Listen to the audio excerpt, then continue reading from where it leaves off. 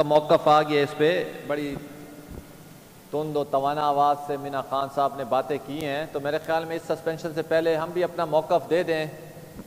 हम तो खैर एक्सपेक्ट नहीं कर रहे थे, लेकिन मीना खान साहब ने काफ़ी मुफस्सल बातें की हैं जिसके ऊपर ये हिज़्ब इख्तिलाफ समझती है, जो उसके ऊपर हम भी अपना पॉइंट ऑफ व्यू दें और उसके बाद जो भी आप रेजोल्यूशन देना चाहते हैं। तो मैडम स्पीकर, ये तो एक बात बड़ी क्लियर है, बल्कि मैं क्या क्लियर करूंगा, इस आइन ने उसको क्लियर किया हुआ है जो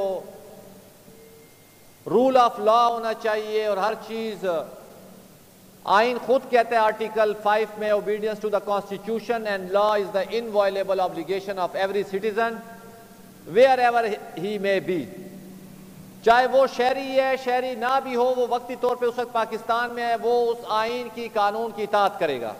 जहां तक बात है हमारे मुअज़्ज़ज़ मेंबरान की, हमने उस दिन भी कहा, जिस तरीके से भी, जिस केस में भी उनको पकड़ा गया, उसका एक अपना प्रोसीजर रूल्स ऑफ बिजनेस में भी मौजूद है और तमाम सूबों में ये मौजूद है। जब भी कोई मुंतखब नुमाइंदा पकड़ा जाता है, उसकी इंफॉर्मेशन स्पीकर को दी जाती है और उसको बताया जाता है या उससे पहले परमिशन ली जाती है।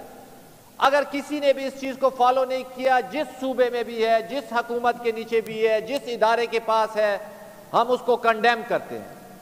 और जहां तक बात हुई केपी हाउस पे, अल्हम्दुलिल्लाह उस कमेटी का मैं भी मेंबर हूं, उस पे इंशाल्लाह बहुत जल्द आपको एक नतीजा नजर आएगा और जल्दी नजर आएगा। और कल भी हमने सेक्रेटरी एडमिनिस्ट्रेशन को बाकायदा इंस्ट्रक्शन दिए चेयर की तरफ से। लेकिन मैं इधर यह कहना जरूरी समझता हूं, सूबाई हुकूमत की गफलत की वजह से उस कमेटी को इंस्ट्रक्शन देना पड़ी जो 5 तारीख को यह वाकया हुआ और 15 तारीख तक हमारी जो एडमिनिस्ट्रेशन है या हमारी जो सिविल ब्यूरोक्रेसी है वो सोई हुई थी।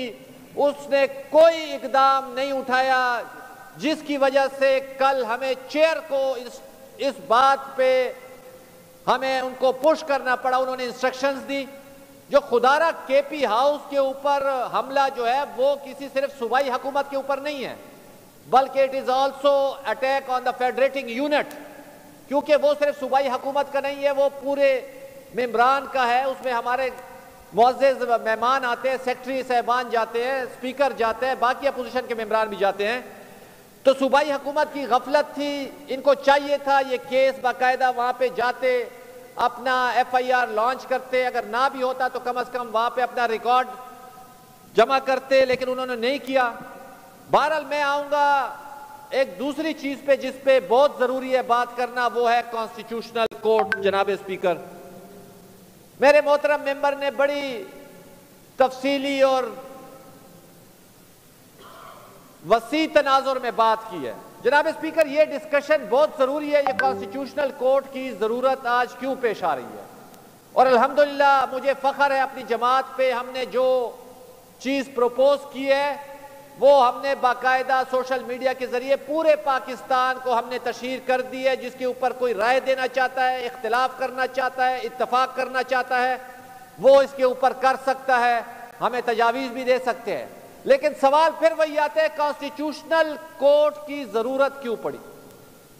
2006 में भी ये मिसाक जमहूरियत में है, हमारी जमात के हर इंतखाबी मरहले में ये है।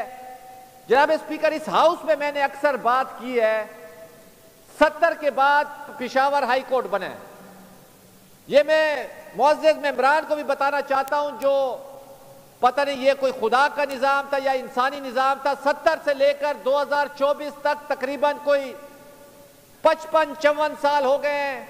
खैबर पख्तूनख्वा का chief justice of supreme court सिर्फ 1 साल के लिए नासिरुल मुल्क साहब आए, 1 साल के लिए। ये कोई खुदाई कानून नहीं था जो सुप्रीम कोर्ट में हमारा चीफ जस्टिस नहीं आएगा। बंगालियों के साथ भी यही मसला हुआ था। 1949 में फेडरल कोर्ट बनी थी और 1969 हमूदुर रहमान तक 20 साल में 18.5 साल मगरबी पाकिस्तान के जजेस और चीफ जस्टिस आते रहे। चीफ जस्टिस, आपका पहला चीफ जस्टिस जो आया फेडरल कोर्ट का मियां अब्दुल रशीद, आपका दूसरा चीफ जस्टिस जस्टिस मुनीर था, तीसरा कुछ अरसे के लिए आया, चौथा AR कार्नीलियस था, उसके बाद बंगालियों को हमने 20 सालों में सिर्फ 1.5 साल चीफ जस्टिस करने दी, 18.5 साल मगरबी पाकिस्तान करता रहा। यही वो फॉल्ट लाइन्स थी जिसकी वजह से उनमें एक अदम मसावात की बू आती थी उनको। आज हमें खैबर पख्तूनख्वा का नौजवान क्यों गुस्से में है? आज खैबर पख्तूनख्वा का नौजवान क्यों कभी कभी रियासत के खिलाफ तल्ख लहजे इस्तेमाल करता है? वो इसी वजह से इस्तेमाल करता है जो आईन और दस्तूर और उस असास और उस इमरानी मुआहदे पे अमल दरामद नहीं होता। हमारी जुडिशरी में वो मकाम नहीं है जो इस फेडरेटिंग यूनिट को होना चाहिए, जिसके लिए पीपल्स पार्टी ने प्रपोज किया है वफाकी आईनी अदालत, जिसमें तमाम वफाकी इकाइयों के बराबरी की बुनियाद के ऊपर जजेस होंगे और चीफ जस्टिस 3 साल के लिए आएगा और बाय रोटेशन होगा, ताकि हर वफाकी इकाई को बराबरी की बुनियाद पे आईनी वफाकी अदालत में हिस्सा मिल सके और उसकी बात समझ सके। आज भी हम कहते हैं शायद चीफ जस्टिस लाहौर से अगर आता है तो उसको हमारी मसाइल के साथ इतनी वाबस्तगी ना हो, इसलिए पीपल्स पार्टी ने प्रपोज किया है। और दूसरी वजह यह भी है, जो लोग आमरों की ताकतों से आते हैं, जो लोग आमराना जरियों से आते हैं, उनका भी रास्ता रोका जाए। जनाब स्पीकर, मैं सब्जेक्टिवली बात नहीं करता, लेकिन मुझे बताएं किस चीफ जस्टिस ने आमिर का रास्ता रोका? और हर आमिर ये हल्फ उठाता है that I will preserve, protect and defend the constitution. क्या अयूब खान का रास्ता किसी ने रोका? जस्टिस मुनीर ने? क्या जियाउल हक का रास्ता किसी ने रोका? दोराब पटेल थे, उन्होंने इनकार कर दिया और वो घर चले गए। क्या जनरल मुशर्रफ का रास्ता चीफ जस्टिस इफ्तिखार ने रोका? कोई भी चीफ जस्टिस बदकिस्मती से इस मुल्क में किसी आमिर को रुकावट नहीं दे सका। हम यही चाहते हैं वफाकी आईनी अदालत, इस पे सेर हासिल गुफ्तगू होनी चाहिए, इस पे मुकम्मल बहस होनी चाहिए जो हम क्या चाहते हैं। और ये वफाकी आईनी अदालत कोई सिर्फ पीपल्स पार्टी नहीं कर सकती। मेरे मुअज़्ज़ज़ मेंबर को शायद ये पता नहीं है जो हम इस पे कंसेंसस बिल्ड करना चाहते हैं। मैं आज भी दावे से कहता हूं, अगर 18वीं तरमीम पीपल्स पार्टी 2010 में ना करती तो आज शायद इस रियासत की जोग्राफिया शायद इस तरह ना होती। हमने 18वीं तरमीम करके, कंसेंसस बिल्ड करके, 7th NFC अवार्ड करके इस रियासत की फॉल्ट लाइन्स को खत्म किया और इस सूबे को हमने वो हकूक दिए, इस सूबे को शनाख्त दी। आज भी अगर हमने सूबे के अगर आप बजट निकाले तो सबसे ज्यादा 7th NFC अवार्ड में हिस्सा हमने तमाम सूबों को वफाक से उनका हिस्सा काट के सूबों को दिया, and that was due to the 18th amendment. और अल्हम्दुलिल्लाह हमें उस पर फख्र है। आज भी हम वही वफाकी आईनी अदालत चाहते हैं with the consensus of all the political party. और अभी पॉलिटिकल पार्टी बैठी है, गिव एंड टेक होगा।